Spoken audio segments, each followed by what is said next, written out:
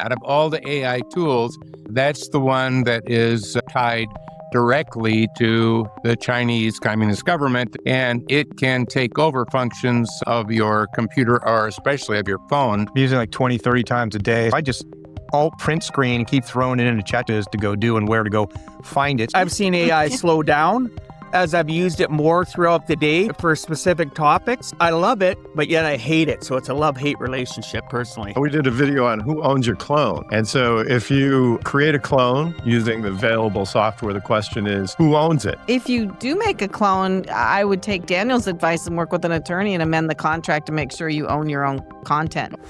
This is Real AI Use Cases Business Owners Roundtable with hosts Elizabeth Gearhart, podcast consultant, marketing expert, and PhD researcher using AI every day, and Richard Gearhart, entrepreneur, seasoned business owner, and intellectual property attorney specializing in innovation.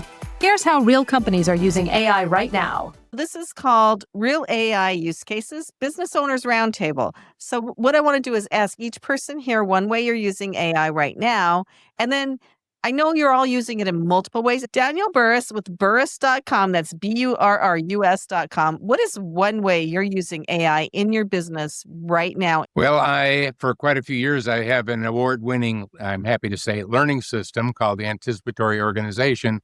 And what I did is, in this last year, I added an AI assist feature to it that is blowing people away. Now, notice I use the word assist, I'm not having it do it. And what I do is they get a lesson in the form of a short video, single concept, and then what I call a rapid application tool. That's where I ask some questions where they can apply what they've learned to what they do. And I've always had what I call thought starters in the past, because I don't want people looking at a blank sheet. I want them to get stimulated so they can actually see how they can apply it. So what I did is now I've got an AI assist thought starter, where they first, when they start to use it, it asks 4 questions, because it's pretty cool how this works. First question is, what industry are you in? Second one, what's your role? Third one, how big is your company? And the fourth one, are you international or not? Now, the answers are tailored for you, your role, your industry, and it will give you 10 thought starter answers designed specifically for the user. It has been amazing, game changer. People are blown away with it. So that's one of many ways I've been using AI. Excellent. Thank you. Mark Fox, what's one way you're using AI in your company? I'm using like 20, 30 times a day. So I'll use 2 of the most recent ones today. So just trying to sign up for an email system. It had, 20 different screens. And now I just say, where do I go next? So I just alt print screen and keep throwing it into checklists to go do and where to go find it. So it saves a ton of time on what's hidden in the next step and where do I go to finish signing up for this process. The other one, because it's fresh in my mind, an hour ago, exactly. So we have our devices, our PMF devices, and they work for people and for pets and dogs and horses. What doesn't exist today is a Fitbit for a horse and a dog. So we partner with the French company and we have that now. And we get the technology as to why it doesn't exist. It's because these things like this and Oura rings, they have to have light bounce off the skin, and a horse and a dog got fur. So you can't get there. Now we've figured out how to do it with accelerometers and gyroscopes. So one of the cool things, we're looking at rate variability, we're looking at Punkier, we're looking at pulse, how much activity there is, how much they're barking, how much they run around, how many calories they're burning. And so we're doing a study where we take 2 written surveys, right? One is from the pet owner and one is from the actual handler at the veterinarian, because they both have different opinions about what the dog's issue is. That goes into our system and it kicks out from our AI assistant, like Daniel has said, here's the 3 protocols you ought to be running on the dog. So now we're going to you go send them home with a baseline. They just measure their vitals with these new Fitbits for dogs and horses. And then we let them run the 3 protocols for 30 days, and then we show the improvement. So we can prove that it's actually the stress and the anxiety in a dog or a horse has been reduced. So that's from today's meeting of all the money I spent that I have left to go buy the first lot of all these things and start using them. Excellent. Dwight, what's one way you're using AI in your business today? I actually use more than one AI, and why I do that is because what Daniel's talking about and verifying, right? I found it out the hard way because I've had things generated, even though I read through it, my mind still didn't catch something that was ad-libbed, right? You guys call it lying. I say AI ad-libs all the time. It makes up its own references. It does its own thing. So I've utilized it a lot in the last 6 months to fire marketing companies that were dealing with stuff for me, web design people that were supposedly doing what was best for my website to make sure that I had back channel links, that I had the right keywords and the right things in there. And I used AI to find out they were full of crap.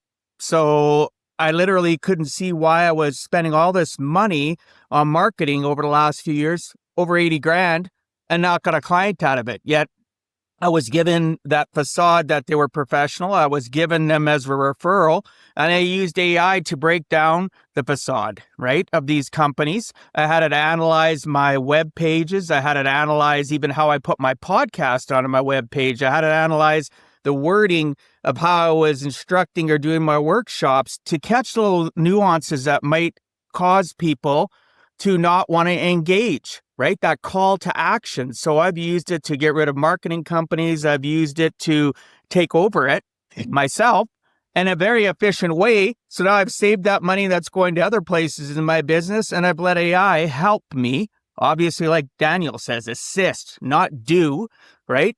To make sure that my web page now, I've seen my traffic go up. I've seen my back channel stuff that I've been doing because of AI cause, again, traffic to come up. I'm getting more communication out of it, and I'm becoming more efficient instead of trusting that another individual, right, is doing what's best for me, like what happened to Mark. Obviously, it wasn't money related, but it is money related because I was paying for a service which I wasn't getting, right? And I've been paying for it for years based on the fact that they did other things that I thought were good. Oh, the outcome was okay, so I trusted them with more. Verify, then trust is what AI has done for me, and it's saved me a lot of grief and a lot of sleepless nights and frustration. So that's just one way I've been using it. That's a great tip too. So Follow up on your vendors. Yeah. Don't use that on us, though, please. So No, we have Too nothing late, to hide. too late, too we late. would be very proud to be Too late. called by an AI agent. so You'll get a blackmail email sometime and it'll come from a third party. And I'm sorry, I did do research on you, Richard. Gearhart, with Gearhart Law, what's one way you've used AI recently? Well, I used it like 20 minutes before the show today. We're in the studio. We're in Gear Media Studios in Summit, New Jersey. Sometimes we tape in Manhattan, but sometimes we do Zoom calls, remote programs. Today's a remote program. But I took pictures of the lighting setup in the studio, the puffy lights, the key light, the hair light, and I fed it all into ChatGPT. And I said, what is the optimum placement and intensity for the lights to make us look as good as we can on camera?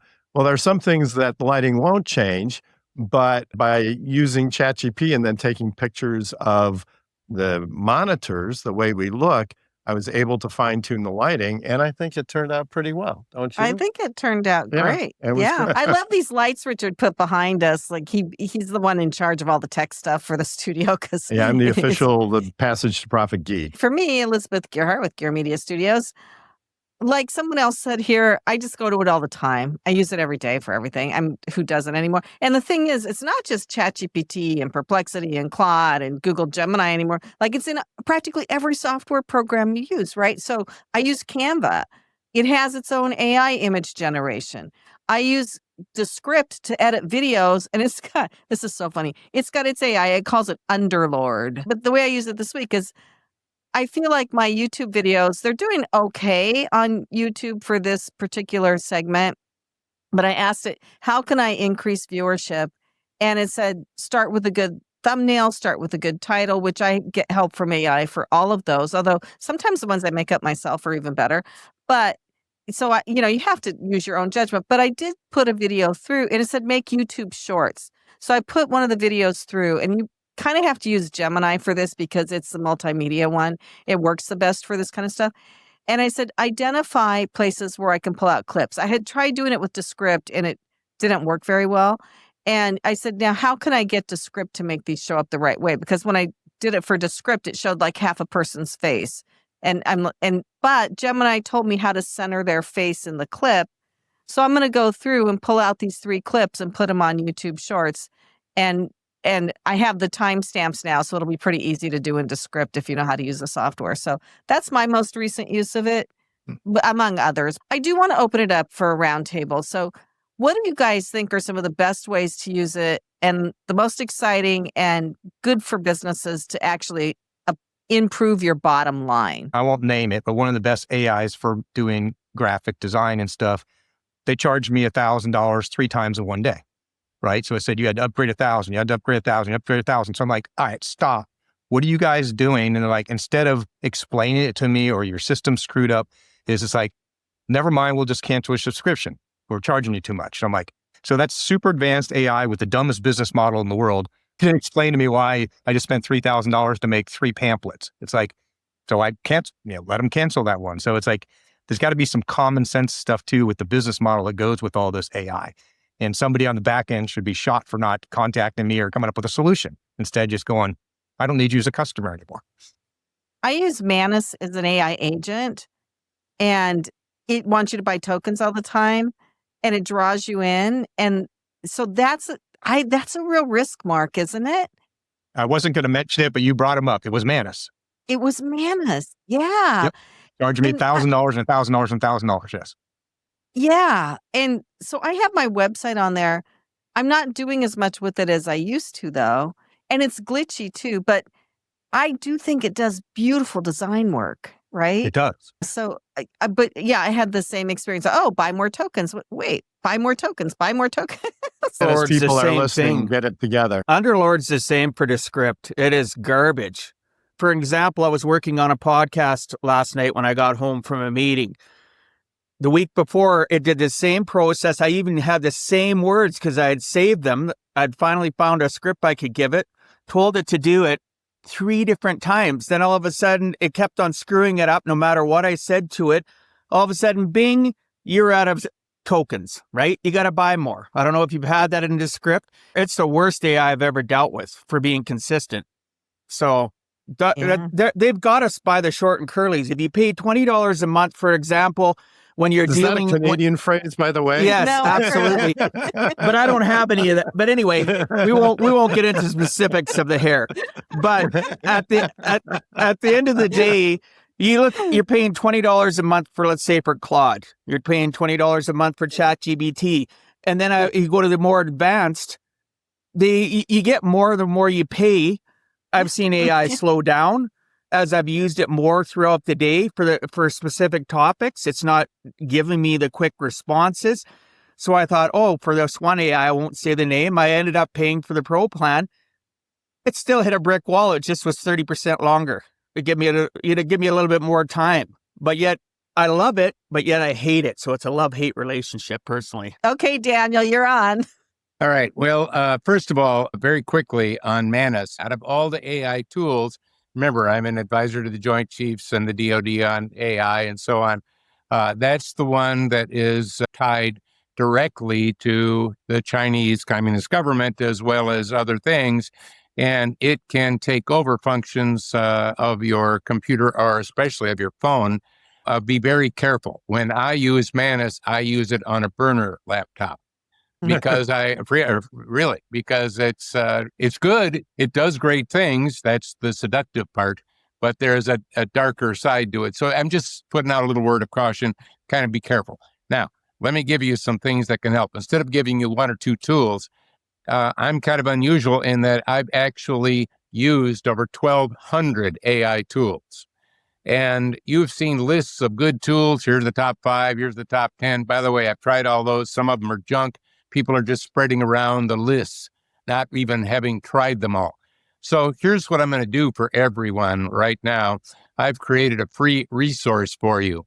And what I've done is I've got the 5 top AI tools in a whole bunch of categories of use, because most people don't even know what you could use AI for. Well, there's a whole bunch of uses. So I've got the top 5. And by the way, I'll give you a hint. The top 5 of all of these. I also have case studies of how different industries, different size companies have used each one of these to gain advantage and what advantage they gained and specifically what they did. I've also got in there prompt help on how to do really great prompting. So if you want to get that, it is, if you go to AIstrategyreport.com. It's free. You can download it, AIstrategyreport.com, and just take a look at what is even possible, because most of us don't really realize what can be done. And then it helps to have the case studies, because then you can see, oh, that's how they use that. And the key of having specific tools, because some of us might be using Copilot by Microsoft, something like that, which is a one-size-fits-all tool, which is the good tool, but it isn't a specific tool that is best for marketing, although it can do some kind of marketing. It isn't the best tool for if you're, like, for example, I have a friend of mine that was going to need surgery on his voice, and they said for about 2 months, you're going to sound really garbly, but he needed his good voice. So he went to one of my tools, this was 11 Labs, cloned his voice, and now when he talks with his garbly voice, his real clean voice comes out. So again, didn't even know you could do that. Yes, you can if you look at my report. So there are all of these different things that are the best in class. And by the way, here's the beautiful part. You can try every one of them for free. Just like you can try Claude or any of the others for free. And if you like one of them, because you've tried it, you like it, then typically they're the usual $20 a month. But now you've tried it and it's for a specific purpose. So take a look at that. I think that'll help you. I use it and employees use it. That is really powerful. And that is, I create my own knowledge base. Now, if you're using ChatGPT, you would call that a GPT, call it other things with different ones, but you can create your own knowledge base. And so it's not drawing answers from the internet, it's drawing from your knowledge base. And instead of selling it, I'm using it for me to help me do what I do better and faster, because it's based on my material. By the way, Jennifer in my office has a number of those that she created to help her be more efficient. So instead of getting off-the-shelf stuff, it's so easy to do. You could even Google it on YouTube, create your own knowledge base, and then create your own, if it's chat, it's your own GPT, and have several to help you with the different things that you do. That can save you a lot of time. I'm going to bring up one last thing before we wrap up. And this is a video that Richard just did that on a very interesting topic with this. You were talking about the voice clone. Tell them about your video, what it was about. We did a video on who owns your clone. And so if you create a clone using the available software, the question is, who owns it? So you may, obviously, you're going to own your likeness and your name and even your identity, your brand. All of those are things that you own personally. But once you put them on a platform, it becomes a lot murkier, and ownership of all of that, including the content that's created by the clone, can be either yours or it could be the company's, that depending on the contract that you're engaged with. Richard, that's a great point that you're bringing up. I know that's in your wheelhouse, and I'll just tell you what I do is, again, it depends on if you're just a normal person doing this, it probably doesn't matter. But in my case, because I've got, best-selling books and do a lot of speaking and things like that, it is important to me. So I'll go out to those companies and put an additional part on that gives me that. So I have to I work with a lawyer, of course, an IP lawyer, and add a clause into their contract, because you think you can't do that. Yes, you can. You just haven't tried. That is an important thing. And Richard, that's an outstanding comment. I'm glad you brought that up. Well, it was Elizabeth's idea. I just did the video. So. Well, I actually got the idea from watching one of our podcasts on real AI use cases, and somebody brought up that they had their clone. And I was like, who actually owns that? If you do make a clone, I would take Daniel's advice and work with an attorney and amend the contract to make sure you own your own content. Own your own clone. Own your own clone. And Richard can help you with that if you want an attorney. And be nice to your clone, because someday the clone may own you. This has been Real AI Use Cases Business Owners Roundtable as part of the Passage to Profit show. You have been listening to Real AI Use Cases Business Owners Roundtable. We hope you found this valuable. Join us again for more stories, because the future of business is driven by AI. This podcast was recorded at the iHeart Studios in Manhattan as part of the Passage to Profit radio show.